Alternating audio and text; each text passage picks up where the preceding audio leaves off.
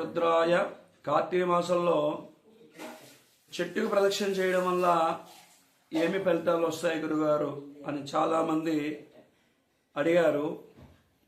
మన పురాణాల్లో చెట్టు చుట్టూ ప్రదక్షిణ చేస్తే వచ్చే శక్తిని మంత్రోశక్తిగా వర్ణించవచ్చు.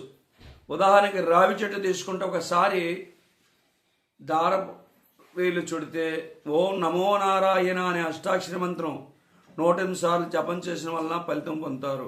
మర్రి చెట్టు ఓం క్లీం కృష్ణ గోపీ జనవల్లభాయే స్వాహ అనే కృష్ణ మంత్రం జపం చేయడం వల్ల కూడా ఫలితం లభిస్తుంది. తులసి చెట్టు లక్ష్మీ కటాక్షం కలుగుతుంది, ఇంట్లో లక్ష్మీ స్థిరనివాసం అవుతుంది. కుడిమి చెట్టు లలితా సహస్ర నామం బాలా మంత్రం షోడశక్షర మంత్రం జపిస్తే ఫలితాన్ని ఇస్తుంది.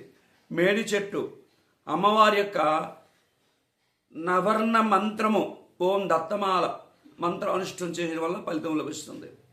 బిల్లవృక్షం ఒకసారి ప్రదక్షిణ చేస్తే ఓం నమ శివాయ శివపంచాక్షి మంత్రం 1000 సార్లు జపించిన ఫలితం లభిస్తుంది. జమ్మి చెట్టు శని అనుగ్రహం పొందుతారు. రావి చెట్టు గురువు అనుగ్రహం కలుగుతుంది. జిల్లేడి చెట్టు సూర్య భగవానికి అనిష్టం ఫలిస్తుంది, ఆరోగ్యాన్ని ఇస్తారు. కాబట్టి భక్త మహాశైలందరూ కూడాను రావి చెట్టుకి దారపుండ చుట్టడం వల్ల ఈ మంత్రాన్ని చదవండి. మూలతో బ్రహ్మరూపాయ, మధ్యతో విష్ణురూపిణి, అగ్రశివరూపాయ, వృక్షరాజాయ నమోస్తుతే నమో నమః. మరికొన్ని వీడియోలతో మేము ముందుకు వస్తాను. మీ రవిశర్మ. ఓం నమః శివాయ.